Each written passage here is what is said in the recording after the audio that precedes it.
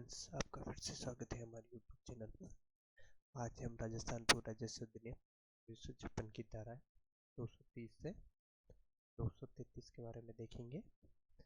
इसमें चल व अचल संपत्ति की जब्ती और जब्ती के बाद बिक्री का न्याय संगत ढांचा है। राजस्थान भू राजस्व अधिनियम की धारा 230 से 233 तक की व्यवस्था है। राज्य वसूली की अंतर्निहित प्रक्रिया को गहरी न्याय संगत और स्पष्ट बनाती है। इन धाराओं का उद्देश्य डिफॉल्टर की संपत्ति को जब्त करना है, लेकिन सरकारी वसूली करते समय इनकी रक्षा करना भी है। धार्मिक या सामाजिक उपयोग में रखी गई संपत्ति को अतिक्रमण नहीं हो। धारा 230 चल संपत्ति की जब्ती और बिक्री। इस धारा के अनुसार जब कोई व्यक्ति राजस्व या किराया नहीं देता यानी डिफॉल्टर है तो कलेक्टर उसे नोटिस देकर उसकी चल संपत्ति को जब्त करा सकता है। चल संपत्ति में ट्रैक्टर, पशु, कृषि उपकरण, घरेलू सामान आदि इत्यादि होते हैं।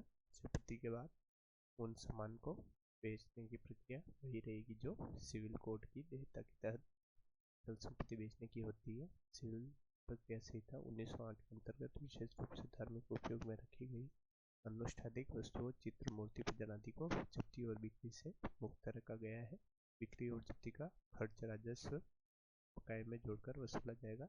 इसका उद्देश्य पारदर्शी और व्यवस्थित तरीके से रिकॉर्डेड तरीके से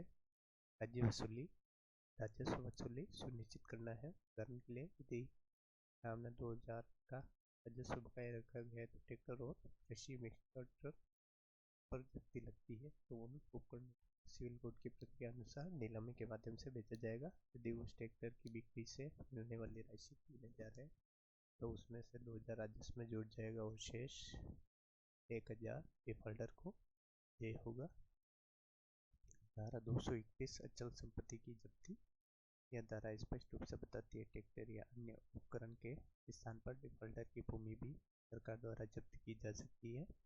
यदि किसी जमीन के हिस्से, पट्टी, संपूर्ण भूखंड पर राजस्व बकाया हो तो कलेक्टर उसे जब्त कर सकता है और जब जब्ती समाप्त होती है तब राजस्व बकाया चुकता कर दिया जाता है। शेष राशि डिफॉल्टर के पास लौटी जाती है। जब मुक्त होता है तो वह वापस के नाम दर्ज हो जाती है। इस प्रक्रिया में सुनिश्चित होता है कि सरकारी वसूली बेहतर ढंग से हो और डिफॉल्टर को भी उचित लाभ मिले।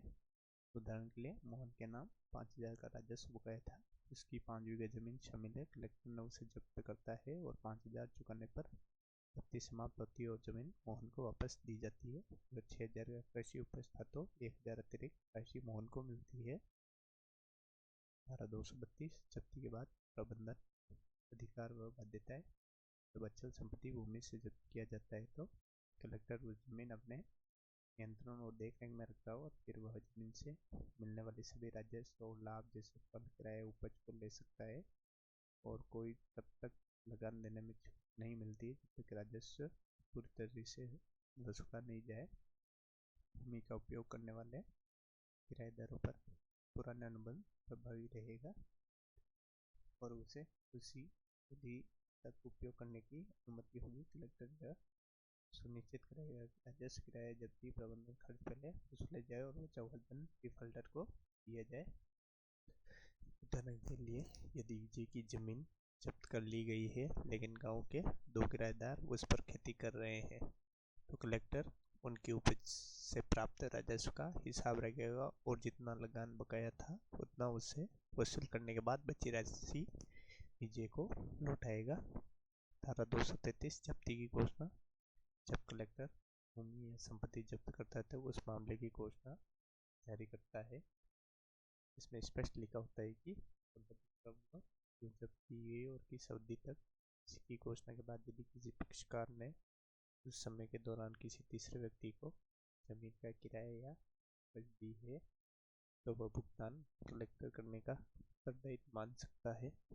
उदाहरण के लिए जब विजय की जमीन पर जब्ती की घोषणा की गई और किसी अन्य ने घोषणा के बाद दिलचस्पी रखी तो वह भवन या जमीन उपयोग कर सकता था।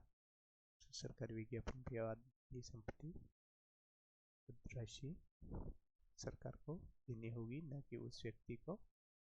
धारा 230 से 233 के महत्व है।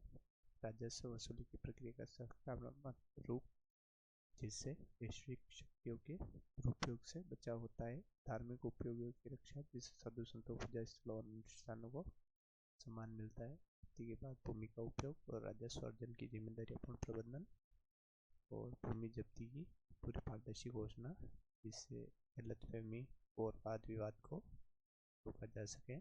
इन दरों का सम्मिलित ढांचा यह निश्चित करता है कि राजस्थान की भूमि निगम व्यवस्था पारदर्शी, न्याय संगत और सही प्रक्रिया वाला तथा भूमि की सामाजिक, धार्मिक और आर्थिक गरिमा का सम्मान करता हो। धन्यवाद।